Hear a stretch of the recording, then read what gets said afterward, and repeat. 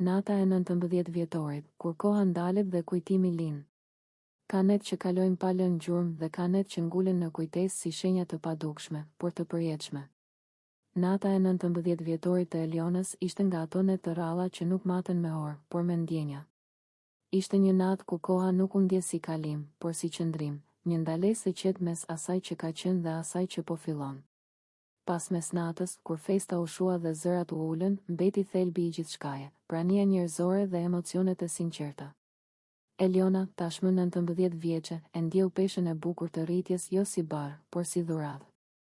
Ajo kishte hyrë në një moshë ku ndjenjat nuk janë më thjesht të shpejta e kalimtare, por marrin kuptim, thellësi dhe përgjegjësi. Në këtë qetësi, Klodi ishte pranë saj. Jo si figurë qendrore e festës, por si prani e sigurt në fund të ditës. Afërsia e tyre nuk kishte nevojë për fjalë të mëdha. Ajo ndërtohej nga gjeste të vogla, nga heshtja e përbashkët dhe nga ndjesia se dikush është aty jo për rastin, por për momentin. Përqafimi i tyre nuk ishte një akt, por një ndjenjë, një mënyrë për të thënë jam këtu pa e shqiptuar. Në atë natë, puthja nuk ishte kulm, por fillim. Jo një fund i festës, por një hap i qetë drejt një kujtimi që do të qëndronte. Klodi qëndroi me Elionën dhe ky qëndrim kishte më shumë peshë se çdo surprizë apo dhuratë. Ishte një prani që i dha natës një formë tjetër, jo thjesht gëzim, por kuptim. Eliona, mes qetësisë dhe mendimeve, e kuptoi se disa ditëlindje janë thjesht data, ndërsa disa të tjera shndërrohen në pikë kthese. Kjo ishte e dyta. Sepse ajo nuk u ndje vetëm e festuar, por e parë. Jo vetëm e uruar, por e mbajtur mend. Dhe kjo është ajo që e bën një natë të paharrueshme. Nuk do ta harroj kurrë këtë natë, mendoi ajo, jo si një premtim i madh, por si një e vërtetë dhe thjesht. Sepse nata e 19 vjetorit nuk ishte thjesht për moshën që la pas, por për mënyrën si hyri në vitin e ri të jetës, me qetësi në zemër dhe me ndjenjen se kujt. Timet më të bukura nuk krijohen nga zhurma, por nga afërsia. Në fund, ajo natë mbeti ashtu siç mbeten gjërat më të rëndësishme, e heshtur, e ngrohtë dhe e pranishme në kujtesë. Një ese e shkruar jo me fjalë, por me ndjenja. Një kujtim që, sa herë të rikthehet në mendje, do të sjellë të njëjtën qetësi që solli atëherë. Sepse disa net nuk ikin kurrë. Ato thjesht jetojnë brenda nesh. Një natë që do të mbetet përgjithmonë në kujtesën e Elionës.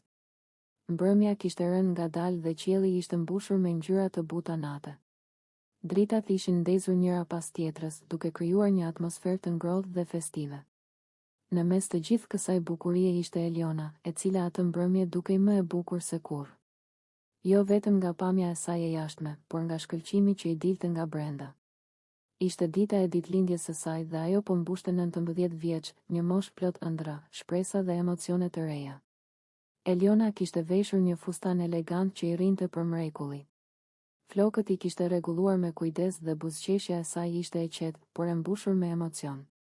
Çdo njeri që e shikonte, ndalej për një çast dhe mendonte sa shumë ishte rritur dhe sa bukur kishte ndryshuar. Ajo nuk ishte më thjesht vajza e vogël e dikurshme, por një vajzë e re, e sigurt dhe plot dritë. Banorët ishin mbledhur të gjithë bashkë. Disa qeshnin, disa bisedonin, disa të tjerë përgatisnin surprizat e fundit. Muzika dëgjohej lehtë në sfond dhe krijonte një ndjesë gëzimi që ndihej në ajër. Eliona mbante në duar tufën e bukur me lule që kishte marrë më herët, por ende nuk e dinte se çfarë momenti i veçantë e priste. Në një çast, vëmendja e të gjithëve u përqendrua te Klodi. Ai u afrua ngadalë, me hapa të qetë, duke mbajtur në dorë një kuti të vogël. Duke i pak i emocionuar, por në të njëjtën kohë i vendosur. Në sytë e tij dukej se kishte diçka më shumë se një dhuratë e zakonshme. Ishte një moment i heshtur, por shumë i fortë. Klodi u ndal përballë Elionës dhe ia zgjati kutinë me një buzëqeshje të sinqertë. Eliona e mori dhe e hapi me kujdes. Kur pa brenda, sytë ju hapën nga surpriza dhe gëzimi. Ishte një varse floriri, e bukur, e ndritshme dhe shumë elegante. Drita e mbrëmjes reflektoi mbi të dhe dukej sikur shkëlqente edhe më shumë. Për një çast, Eliona mbeti pa fjalë. Pastaj buzëqeshi fort, me një lumturi të pastër që nuk fshihej dot. Ajo ishte shumë e lumtur. Ky nuk ishte thjesht një send i bukur, por një dhuratë që kishte kuptim, kujdes dhe ndjenjë brenda. Klodi ju afrua edhe më shumë dhe, me shumë kujdes, i avuri varsën me qafë. Ishte një moment I qetë, por shumë I bukur. Eliona ndjeu një emocion të veçantë në zemër, sikur ajo varse të ishte bërë pjesë e saj në atë çast. Ajo e preku lehtë, ende e habitur dhe e lumtur. Në të njëjtin moment, të gjithë banorët filluan të këndonin këngën e ditëlindjes. Zërat u bashkuan, duart trokisnin dhe atmosfera u mbush me gëzim. Kënga jehonte në dhomë dhe Eliona qëndronte në mes, me varsen e Floririt në qafë, duke buzëqeshur me sytë që I shkëlqenin nga emocionet. Ajo ndjeu se ishte vërtet e dashur. Çdo fytyrë përreth saj ishte plot buzëqeshje, çdo zë ishte I ngrohtë. Ishte një ndjenjë që nuk harrohet lehtë, një ndjenjë që mbetet gjatë në zemër. Për Elionën, kjo ishte një nga netët më të bukura të jetës së saj. Kur kënga mbaroi, Eliona falenderoi të gjithë. Zëri I saj ishte I butë, pak I dridhur nga emocionet. Ajo e dinte se një qetësi që fliste me zemër. Mbrëmja kishte rënë ngadalë dhe ajri ishte mbushur me një freski të lehtë që sillte qetësi. Dritat e buta përreth xhakuzit krijonin një atmosferë relaksuese, ndërsa uji I ngrohtë, I mbushur me shkum të bardhë, lëvizte lehtë duke reflektuar dritën si mira hyje të vegjël. Ishte një moment larg zhurmës, larg mendimeve të përditshme, një moment vetëm për ta. Alba dhe Limi ndodheshin aty, të qetë, të çliruar nga gjithçka tjetër. Alba ishte e mbështetur më poshtë në xhakuzi, me shpinën e relaksuar dhe fytyrën që I rrezatonte qetësi. Limi ishte më sipër, pak I mbështetur, duke e parë her pas here me një buzëqeshje të lehtë, sikur donte të sigurohej që ajo po ndiej mirë. Shkuma rreth tyre krijonte një ndjesë mbrojtjeje, sikur bota e jashtme nuk ekzistonte më. Zhurma e lehtë e ujit ishte e vetmja që dëgjohej, bashkë me frymëmarrjet e qeta. Nuk kishte nevojë për shumë fjalë. Heshtja mes tyre nuk ishte bosh, por plot kuptim.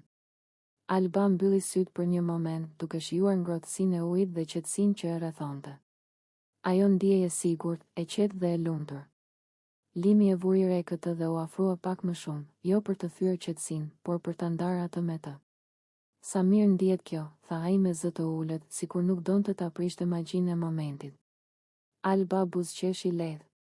Po është një nga ato çaste që do doja të zgjasnin më shumë. Ata filluan të flisnin për gjëra të thjeshta, për ditën që kishte kaluar, për plane të vogla, për gjëra që I bënin të qeshnin. Biseda rrithë natyrshëm, pa ngut, pa presion. Çdo fjalë ishte e butë, çdo buzëqeshje e sinqertë. Limi e shikonte Albën me vëmendje. Ai e admironte qetësinë e saj, mënyrën si ajo e shijonte momentin, si dukej plotësisht e pranishme. Alba, nga ana tjetër, ndjente mbështetjen dhe ngrohtësinë që ai I jepte, edhe pa shumë gjeste. Shkuma lëvizte ngadalë rreth tyre, duke u ngjitur e duke u shpërndar, ndërsa uji vazhdonte të krijonte një ndjesë relaksi të thellë. Ishte një moment ku koha duk sikur kishte humbur kuptimin. Ata ndan disa të qeshura të vogla, disa kujtime dhe disa heshtje të bukura. Nuk kishte asgjë të tepruar, asgjë të sforcuar. Vetëm dy njerëz që ndanin një çast të qetë dhe të veçantë. Në atë xhakuzi të mbushur me shkum, Alba dhe Limi nuk po ndanin vetëm hapësirën, por edhe një ndjenjë afërsie që nuk ka nevojë për shpjegim. Ishte një kujtim që nuk do të mbahej mend për zhurmën apo madhështinë, por për qetësinë dhe sinqeritetin e tij. Kur mbrëmja vazhdoi dhe dritat u bën edhe më të buta, ata e dinin se ky moment do të mbetej gjatë në mendjen e tyre. Një kujtim I thjeshtë, por I bukur, që tregonte se ndonjëherë lumturia gjendet pikërisht në këto çaste të qeta, të ndara me dikë që të bën të ndihesh mirë.